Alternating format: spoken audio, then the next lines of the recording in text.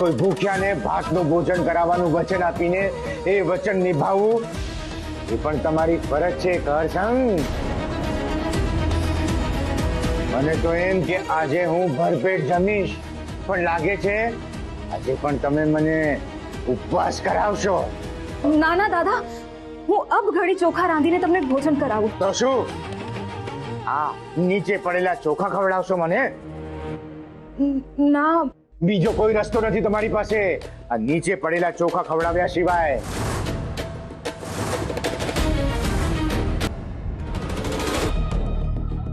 હા, તમે શું કર્યું?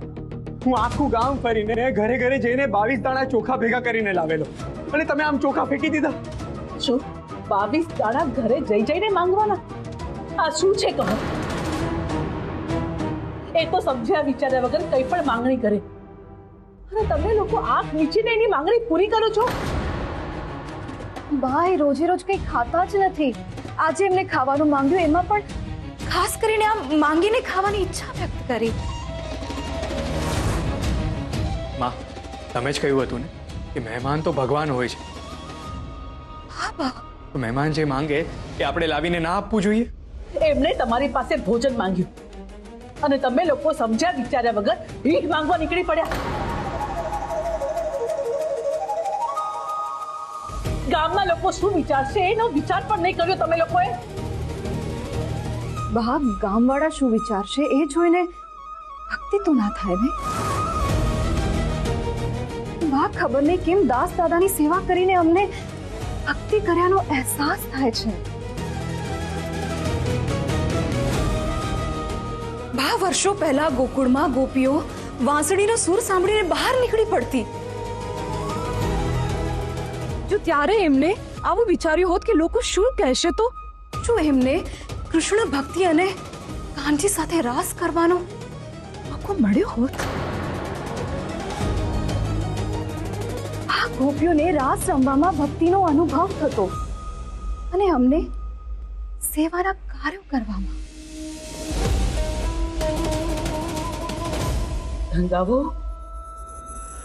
ગંગાવો, તમે એક ભિક્ષુકની સેવા ભગવાનની ભક્તિ સાથે સરખાવો છો? હા,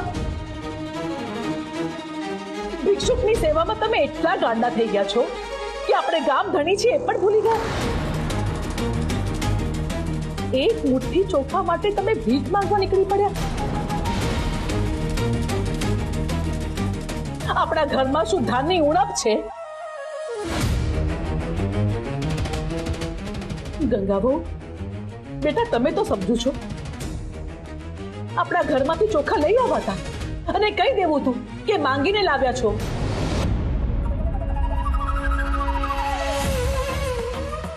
હું તમને કેવી રીતે સમજાવું કે આજે સવારે હું આપણા કોઠારમાં ગઈ હતી ધાન લેવા માટે, પણ ત્યાં જઈને મેં જોયું કે કોઠારમાં ભરેલું આખું એ ધાન જીવડાએ ઉતરી ખાધું છે.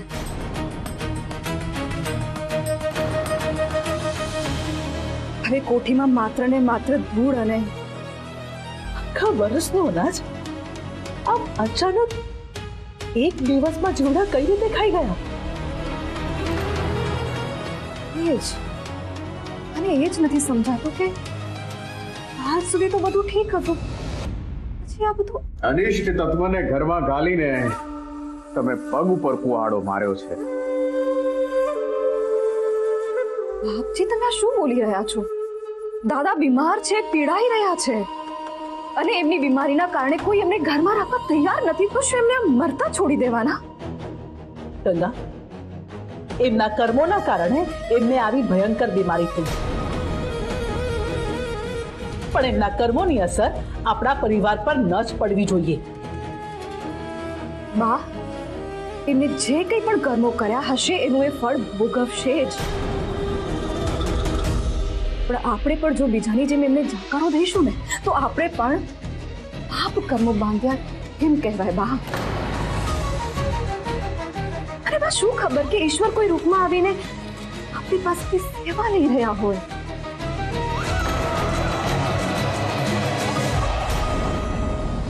ના ગંગાવા, દાન પણ સુપાત્રને જ દેવાય એવું શાસ્ત્રોમાં લખ્યું છે.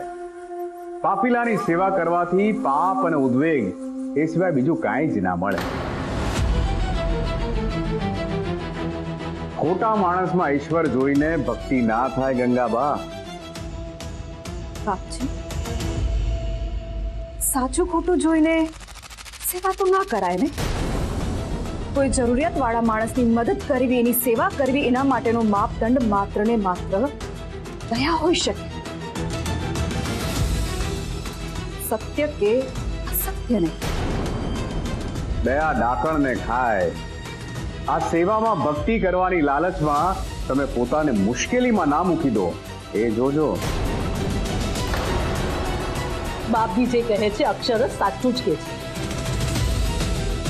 5 ઘરના લોકો ના પાડતા રહ્યા, છતાંય તમે બંને એ કોઢીને ઘરમાં લાવ્યા.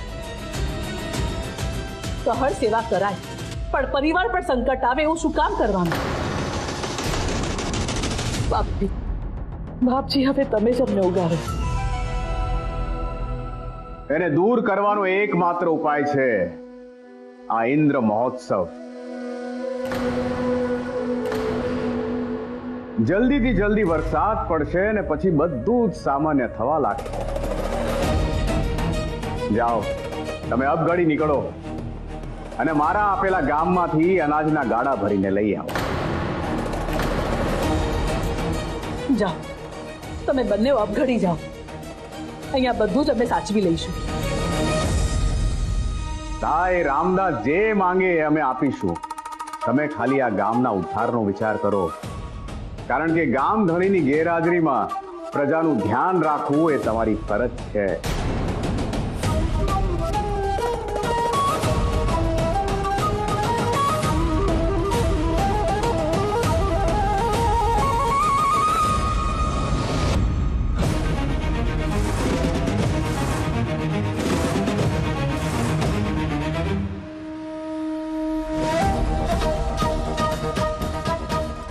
કોઈ ભૂખ્યાને ભાતનું ભોજન કરાવવાનું વચન આપીને એ વચન નિભાવવું એ પણ તમારી ફરજ છે કરસંગ. મને તો એમ કે આજે હું ભરપેટ જમીશ, પણ લાગે છે આજે પણ તમે મને ઉપવાસ કરાવશો. ના ના દાદા, હું અબઘડી ચોખા રાંધીને તમને ભોજન કરાવું. તો શું આ નીચે પડેલા ચોખા ખવડાવશો મને?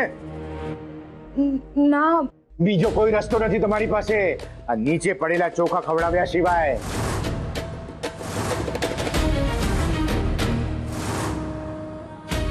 આરમો દુકાળ હજી શું કરાવશે કોણ જાણે. ગણી ગણીને દાણા ખાવા પડશે. આ 22 દાણા મળી જાય ને ચોખાના તો પણ પેટ ભરાઈ જાય એવું સમજી લેજો.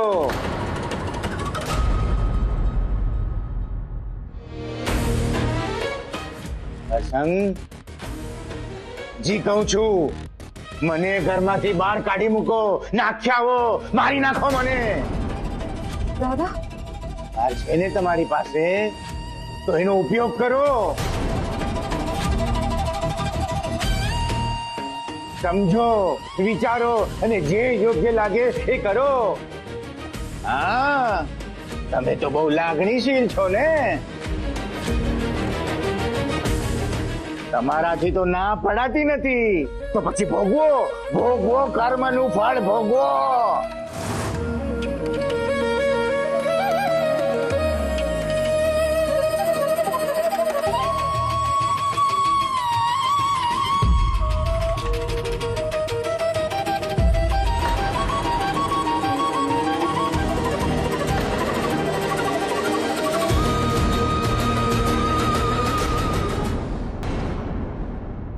બાપજી, કઈ સમજાતું જ નથી કે શું થવા બેઠું છે.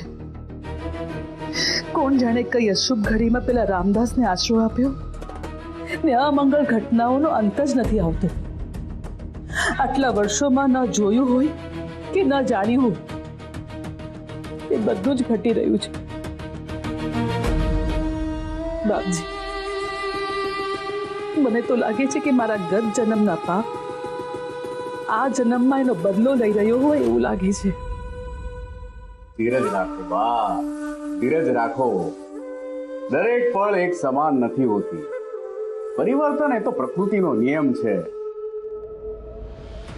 મને મારા કળસંગજી પર ખૂબ જ શ્રદ્ધા છે. એક દિવસ તેઓ જાણી જશે કે સત્ય કોણ છે અને મિથ્યા કોણ છે. વાહ વાહ બાપજી વાહ, પરમ સત્ય તો તમે છો, બાકી બધું જ મિથ્યા છે ધાર કાઢીને. બાપજી, મને તો કંઈ જ સમજાતું નથી કે રામદાસ શું કરવા ધારે છે અને મારો કુંવર એમની પાછળ ઘેલો થયો છે. એક ભક્ત હતો જે ગુરુ શોધવા નીકળ્યો.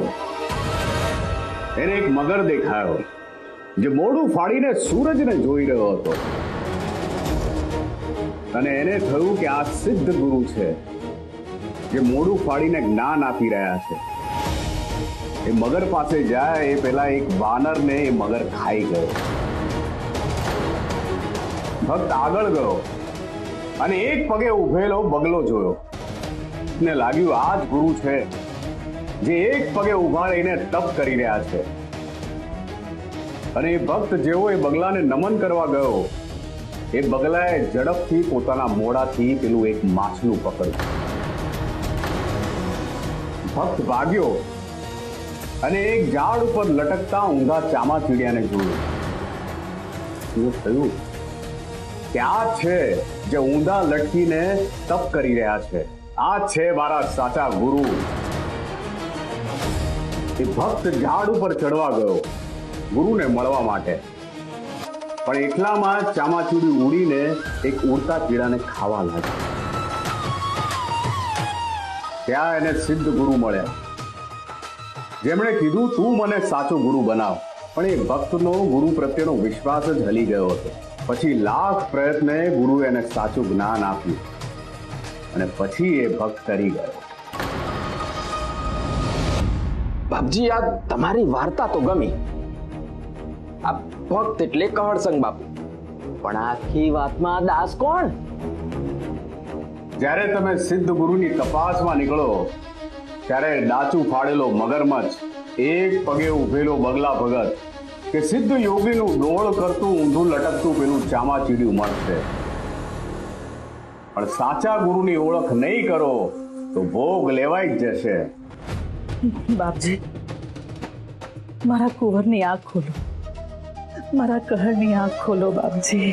ખુલશે, આંખ જલ્દી જ ખુલશે. ક્યારે ખુલશે બાપજી? હા જુઓ ને, મારા કહર સંગ પાસે પેલો રામદાસ ભીખ મંગાવે છે અને બોલો ગામ ધણીના દીકરાની આ ગત કરી છે પેલા રથ પીતિયાએ.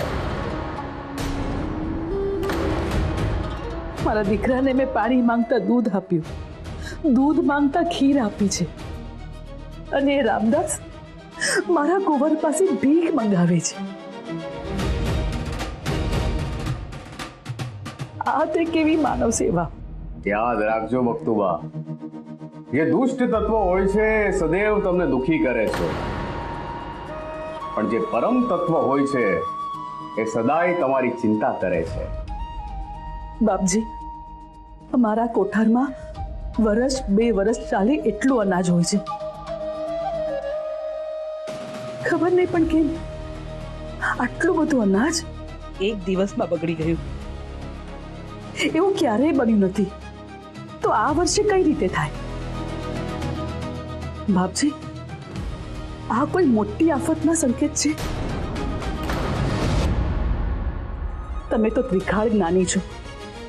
આ બધું કેમ થયું, કેવી રીતે થયું, મને સમજાવો બાપજી. હા બાપજી, આ તો બહુ મોટી ભયંકર આફત કહેવાય. બાપજી, આ બધું કેમ થયું એ અમને સમજાવો, અમને ઉગારો. કારણ કોને આ સંકટનું? જે તમને બધાને નરી આંખે દેખાય છે એના માટે ત્રિકાળ જ્ઞાનની શું જરૂર? સ્પષ્ટ છે કે કોઈ શાપિતનો ઉછાળો તમારા ઉપર પડે ત્યારે આવો અનર્થ થતો હોય છે.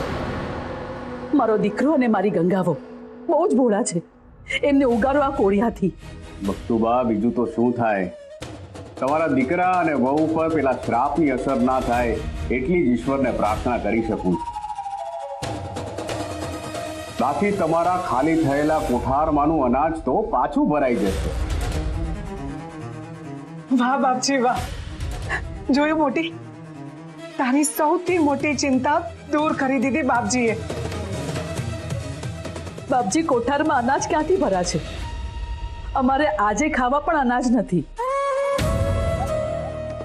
હા બાપજી, કોઠારમાં કેવી રીતે અનાજ ભરાઈ જશે, એ પણ આવા દુકાળના સમયમાં?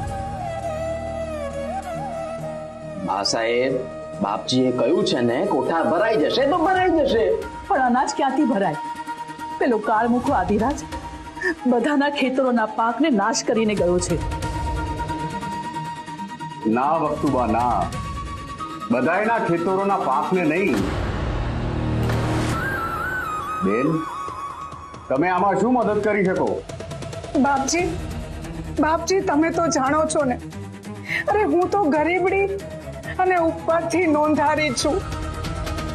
અને બાપજી, મારા દીકરાના ગયા પછી મારે તો ખીચડી ખાવાના પણ વાંધા છે બાપજી.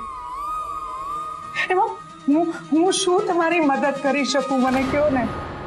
અરે રે, દુખિયારી સ્ત્રી બિચારીને ખીચડી ખાવાના એ વાંધા છે.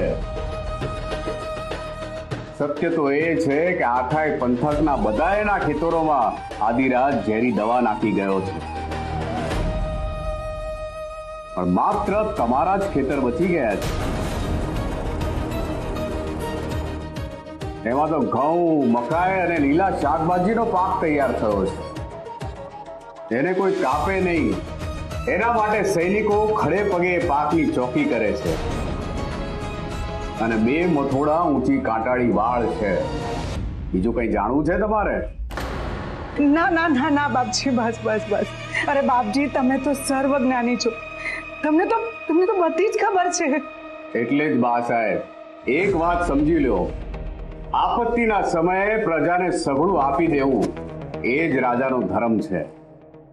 પણ બાપજી, હવે અમે ક્યાં રાજા છે? રાજા તો કડવા છે ને. એમ? ઠીક છે, જ્યારે સીધી આંગળીએ ઘી ના નીકળે ત્યારે આંગળી વાંકી કરવી પડે. ચાલો તમને એક બીજી વાત કહું. કેવી વાત બાપજી? બા સાહેબ, તમે આ રાજભાગના જે ખેતરોના માલિક બની બેઠા છો, એના ઉપર રાજનો પહેલો હક લાગે. અને તેથી જ હું કળસંગીને કહીશ કે તમારો સગળો માલ જપ્ત કરી લે અને પ્રજાના કલ્યાણ માટે વાપરે. અરે ના ના ના ના ના બાપજી, ના ના ના બાપજી, તમે જેમ કહેશો ને એ બધા છે. હા બાપજી. ઠીક છે, તો તમારી કુલ ઉપજમાંથી તમારું અને તમારા સૈનિકોનું ભરણ પોષણ થાય એટલું તમારી હવેલીએ પહોંચાડી દેવામાં આવશે. બાકીનું બધું રાજના કોઠારમાં ભેગું થશે. યાદ રહેશે ને બા સાહેબ? હા હા બાપજી, બધું જ યાદ રહેશે મને. હા બાપજી, અને પછી કળ સમજી એ બધું રોજ પ્રજાને દાન કરશે. બાપજી, તમે સાચું જ કહ્યું છે. પરમ તત્વ હંમેશા બીજાના સુખનો વિચારે. તમે આ ઇન્દ્ર મહોત્સવમાં મારા કુંવર, તમે મારી ગંગાઓને શ્રેય આપ્યો. આ રાજભાગના દાનમાં પણ મારા દીકરાને આગળ કરું છું. સાચે જ બાપજી, તમે અમારા ભગવાન છો. અરે ના ના ના ના, સગળું જે કરે છે એ કરે છે, બાકી મારી શું વિચાર. બોલો હર હર મહાદેવ.